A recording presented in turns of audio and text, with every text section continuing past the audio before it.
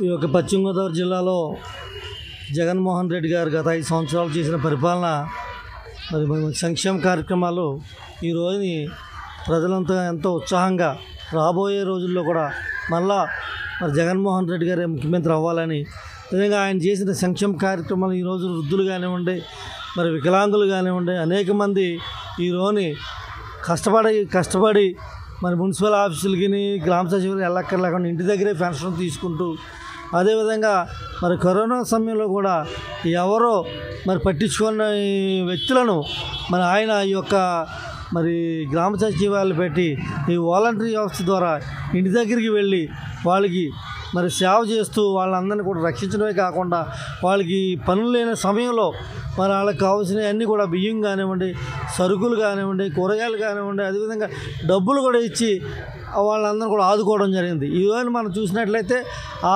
Corona సమయంలో చాలా ఉచితంగా వైద్యం ఫోన్ చేసి మరి టెలికాన్ఫరెన్స్ ద్వారా మరి వైద్యం అందించడం. అదేవిధంగా హైదరాబాద్లో మనం చూసినట్లయితే ఒక్కొక్కరికి 2,500 రూపాయలు ఒక కరోనా టెస్ట్కి తీసుకున్నారు. ఇక్కడ ఉచితంగా ఈవెన్ ఈ మన పశ్చిమ గోదావరి ఉభయ గోదావరి జిల్లాలో ఉన్న హైదరాబాద్లో పనిచేస్తున్న ఎంతోమంది ఉద్యోగస్తులు మరి అందరూ ఫ్యామిలీ అంతా ఇక్కడికి వచ్చి మరి ఒక్కొక్కరికి 2,500 చెప్పిన 4 ఫ్యామిలీ వస్తే 10,000 రూపాయలు అవి ఆ ఛార్జీల కింద వచ్చి ఆ ఉచితంగా టెస్టులు చేయించుకుని మరి ఎంతో చక్కని మరి ఇక్కడ హాస్పిటల్ ద్వారా వైద్యం చేయించుకుని మరి ఈ రోజు ఎంతో ఖచ్చితంగా రాబోయే రోజుల్లో కూడా జగన్మోహన్ రెడ్డి గారు రావాలి, ఆ సంక్షేమ పథకాలన్నీ కూడా అమలు అవ్వాలనే ఉద్దేశంతో వాళ్ళు ఎంతో సిద్ధంగా ఉన్నారు. అందుకే మరి జగన్మోహన్ రెడ్డి గారు చెప్పారు మరి యుద్ధానికి సిద్ధం అన్నట్టుగా వీళ్ళు కూడా ఓట్లు వేయడానికి సిద్ధంగా ఉన్నారు. అత్యధిక మెజార్టీతో ప్రతి నియోజకవర్గంలో కూడా గెలిపిస్తారని తెలియజేసుకుంటున్నాను. మరి అటువంటి జగన్మోహన్ రెడ్డి గారు మళ్ళీ ముఖ్యమంత్రి రావాలి. ఈ నరసాపురం మన ఆంధ్రప్రదేశే కాదు యావత్ ఇండియా అంతా కూడా ఇటువంటి ముఖ్యమంత్రి కావాలి.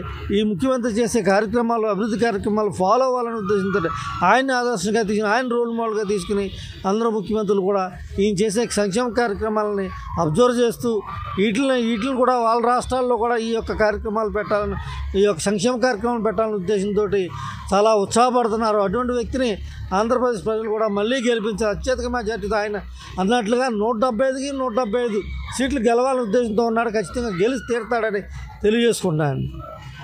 7 ఎన్నికల సమరం ప్రారంభమైంది. ఒక సుస్థిరమైనటువంటి ప్రభుత్వాన్ని ఎన్నుకోవాల్సిన బాధ్యత ప్రతి పౌరుడి మీద ఉంది. అయితే గత 5 సంవత్సరాలుగా జగన్మోహన్ రెడ్డి గారి పాలన నిజంగా గుప్తుల స్వర్ణయుగాన్ని మరిపించినట్టుగా ఈవేళ పాలన సాగడం జరిగింది. భారతదేశంలోనే ఇంత అత్యంత పెద్ద మొత్తంలో సంక్షేమ పథకాలు అమలు జరిపి ఇంతమంది అభిమానాన్ని చూరగొన్నటువంటి ముఖ్యమంత్రిని మన భారతదేశంలోనే ఎవరిని చూడలేదని చెప్పడం ఏమాత్రం అతిశయోక్తి కాదు. నిజానికి ఈవేళ గోదావరి జిల్లాలో అతని యొక్క సంక్షేమం యొక్క ఫలాలు చూస్తూ ఉంటే అటు కాకినాడ లగాయతు ఇటు నరసాపురం వరకు కూడా ఈ కోస్తా ప్రాంతం అంతా కూడా జయధ్వానాల మధ్య జగన్మోహన్ రెడ్డిని గెలిపించడానికి సిద్ధంగా ఉన్నారు. ఈవేళ పిఠాపురంతో సైతంగా ఈ కోస్తా జిల్లాలో ఉన్నటువంటి 34 నియోజకవర్గాల్లో సుమారుగా 23-24 నియోజకవర్గాలు గెలిచడానికి సిద్ధంగా ఉన్నారు ప్రజలంతా కూడా.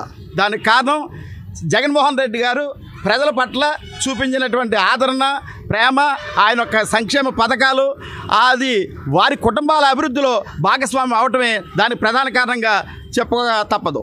నిజానికి ఇలాంటి ముఖ్యమంత్రి మరో టర్మే కాకుండా మరిన్ని టర్మ్లు గెలవాలని చెప్పేసి ప్రతి ప్రాంతంలోని ప్రతి ఓటరు కూడా కోరుకుంటున్నాడు.